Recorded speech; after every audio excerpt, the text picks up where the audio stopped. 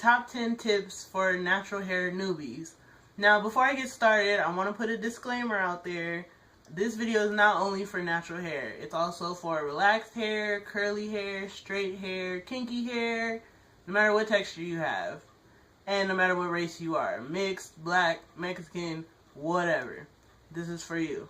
Now, the reason why I say that is because most of these tips are things that promote healthy hair in general for any hair type, not only natural hair. This is just for people who are also trying to start off transitioning their hair from relaxed to natural, or from straightening a lot and having heat damage to natural.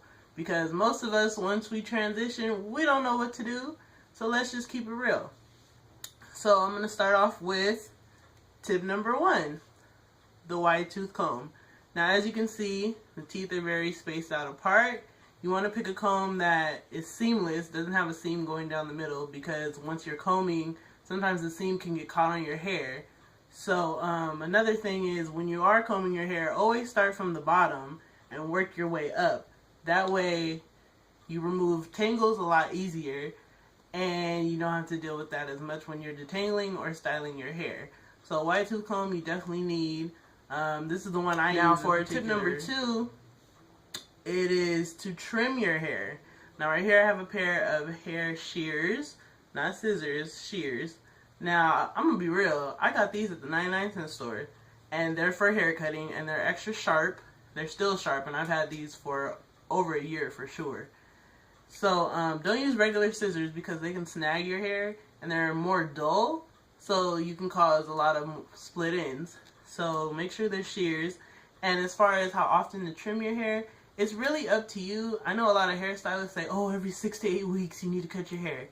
I feel like that's a gimmick just to make money. That's just me personally.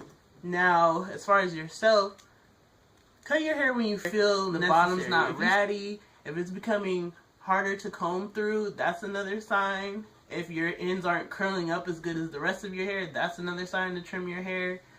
Me personally, I trim my hair maybe 3 times a year, every 4 to 6 months. Sometimes it's only twice a year, depending on how good the condition is. Sometimes if I straighten my hair, I cut it. If I dye my hair, I cut it, just to have a fresh start. But on to tip number 3, deep conditioning. Now, oh my God, deep conditioning is so important. I swear. I used to only deep condition my hair when I got it done by someone else until I went natural. And now I deep condition my hair every week, once a week. I try to do Sundays as wash day. And as we all know, those of us who are veterans in the natural hair game or relaxed game, that wash day can take forever.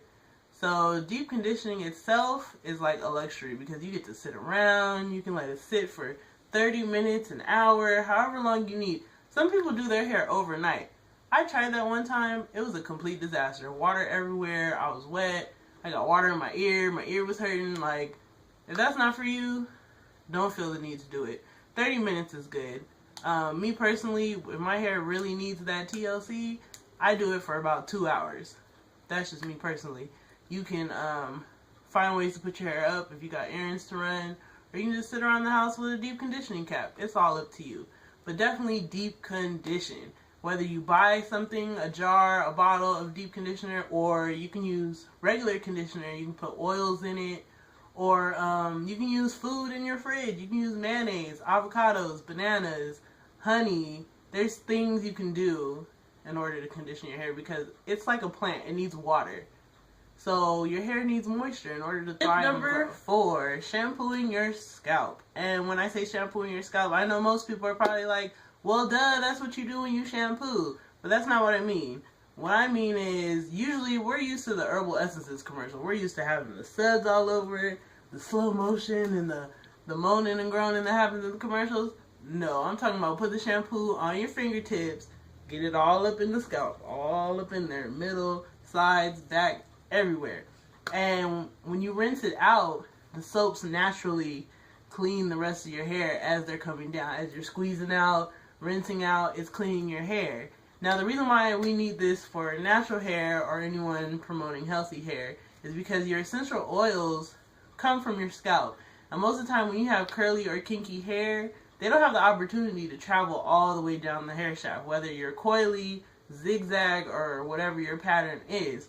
So by doing this, you retain moisture in your hair a little bit better and you don't dry out your ends as much. Now for tip number 5, essential oils. Now the reason why I felt the need to talk about this is because when you're relaxed, most people swear by grease. The jar of grease, oil your scalp. Most of us know the routine. So essential oils are a little bit different because they moisturize your scalp, but your scalp's able to absorb it because you don't have mineral oil in it, you don't have petroleum in it, and it's more natural. So, and another reason why you need oils is to seal in the moisture when you do moisturize your hair. And I'll get to moisturizing in a minute. But what you do is, the oil is your last step usually in order to keep the water and everything sealed in so your hair is moisturized longer. So an essential oils such as olive oil, castor oil, coconut oil, rosemary oil, it's a lot of them, grapeseed oil, any of those. Some of them have different properties than others, some have different benefits than others, and hopefully we'll make a video about that soon. But definitely have your essential oil. And for tip number 6, a satin bonnet or a satin pillowcase. It can be silk as well. Satin seems to be the material of choice. So right here I have a satin bonnet. Here's what it looks like. They have different colors at the store: pink, purple, burgundy, brown, black, whatever you need. And all you do is put it on your head like a shower cap, tuck your hair in, go to sleep at night. Perfect for when you do braid outs, twist outs, and things like that. It's not so easy to put one on when you have wash and goes and stuff. That's when you pineapple. But I usually wear bonnets during the fall and winter because it's cold. When it's hot, I don't like anything on my head, just being real. So then I use a silk pillowcase or a satin pillowcase. And the reason for this is because cotton dries out your hair. Cotton absorbs things. Cotton absorbs sweat. So it also absorbs all the oils in your hair, all the moisture in your hair. So you wake up with breakage, you wake up with dry hair and everything like that. So by using a bonnet or a pillowcase, they'll definitely help your hair. So for tip number 7, prepping your hair at night / your nighttime hair routine. Now I pretty much just covered that when I talked about the satin bonnet. So I'm going to say for tip number 7, refer to tip number 6. Number 8, moisturizing your hair. This is probably the most important tip alongside with deep conditioning. Moisturize your hair. If it's dry, moisturize it. If it doesn't feel right, moisturize it. Some people can go all week and not moisturize their hair. They can do it one time and then they're good for the whole week. Me, on the other hand, I need to moisturize my hair at least twice a week, but sometimes every day. It just depends on the season. Because in the winter, your hair is more dry, so you might need to do it daily. Whereas in the summer, you might only need to moisturize 2-3 times a week. You just have to go by the way your hair is, and you have to learn your hair. Now, when I say moisturize, that means start with one of the most important things, which is water. Now, water is so important. I can't even begin to tell you. Water is the one thing that your hair absorbs regardless. Your hair needs water. Now, when you're relaxed, water is the enemy. Rain, forget about it. The enemy. So, when you become natural, it's a complete 360. You need water. That should be your first step in moisturizing always. Whether you're just like making it mist or whether you're wetting it fully out, that's up to you. But make sure you always start with water. Then start with moisturizer, which could be a butter, it could be a lotion, it could be a leave-in conditioner, something, and then seal it with an oil. Now, that's one way to do it, or you can reverse the oil and the cream. Usually that's for the wintertime. That's called the lock method. I'll talk about that in another video as well. But water. Alright, so tip number 9. Detangling, as well as pre-pooling and don't rush doing your hair. Now, I'm going to start with don't rush doing your hair. If you're in a hurry or you have some place to go, don't decide to do wash day. Wash day takes time. Don't decide to full out style your hair before you go somewhere. It's not going to dry in time. It might not come out the way you wanted it to. Make sure you take your time. If you need to do your hair at night for the next day, do that. If you need a few hours for it to be dry and done, do that. If you need a whole day to do your hair, make sure it's a day when you have nothing to do. Now, as far as pre-pooing, I swear by pre-pooing. I have to do it because it makes detangling easier while I'm in the shower. So they kind of tie in together right now. Now, when you pre-poo, usually me personally, I wet my hair and then I put oil in my hair. I section it in fours, do it one section at a time, and then put a conditioner. Now, not a lot, but just enough to wet it up and detangle it. I put in some little Bantu knots, clip it up, put a cap on it. Pre-poo for about 30 minutes to an hour, and then get in the shower to shampoo and do your whole routine.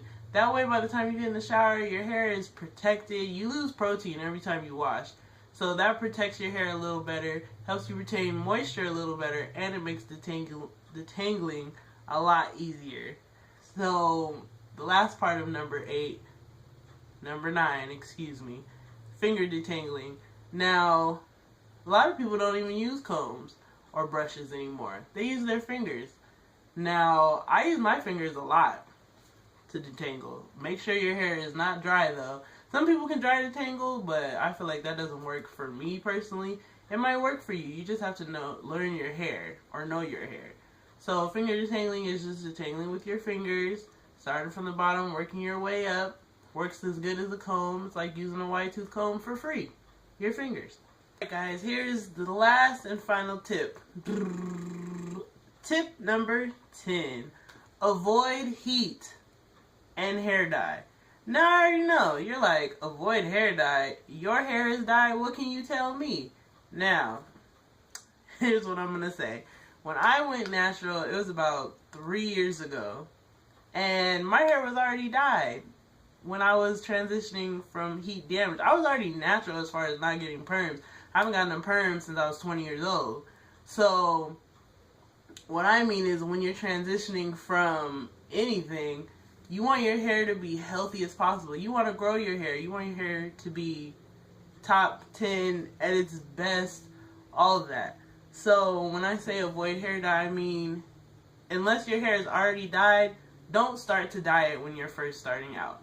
At least wait until you get to a decent length or your goal length and then dye your hair. Wait till it's healthy as possible before you touch dye because it's a chemical just like relaxer. It's not the same chemical, it has different properties, but it's still damaging towards your hair, especially when you go blonde or a lighter color such as mine. It's damaging. And I've dyed my hair multiple times. I've gone from red to blonde to a brownish color back to red. Now I'm slowly going blonde again. So, it's up to you, but my suggestion is to avoid hair dye, unless your hair is already dyed. And as far as heat goes, don't blow dry your hair, don't straighten your hair. If you can help it, don't curl your hair. If you can help it and try to keep your hair curly for as long as possible, please do that. Start straightening your hair maybe twice a year, 4 times a year. Just slowly do it less and less. That way, your hair can start to really thrive. Now, once your hair is healthy, you can straighten your hair a little more often, but you don't want to do it on the regular because heat is damaging, especially the higher heat you use. If you're using 450 degrees, your hair is getting damaged. And slowly but surely, you're going to have heat damage, and your ends are going to be straight, and they're not going to curl up anymore. You're going to say, what happened to my hair? The heat did it. So, all in all, guys, that is the top 10 tips for natural hair newbies, as well as all hair types, because I want this to be a universal video for everyone. So, I hope you enjoyed the video, guys, and be on the lookout for our top 10 makeup tips for makeup newbies that Rena will be doing, either before this video or shortly after, one or the other. But, hope you guys enjoyed the video. Bye, lippies and coilies!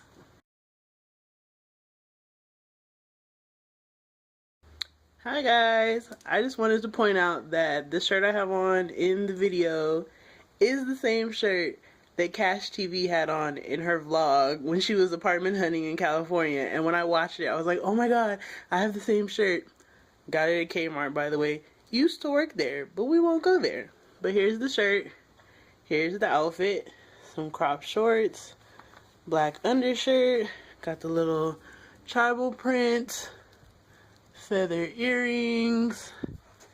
And here's the sandals for the day. They have a strap in the back. Alright. And yeah. Hope you guys enjoy the look. If you'd like a makeup tutorial, just let me know.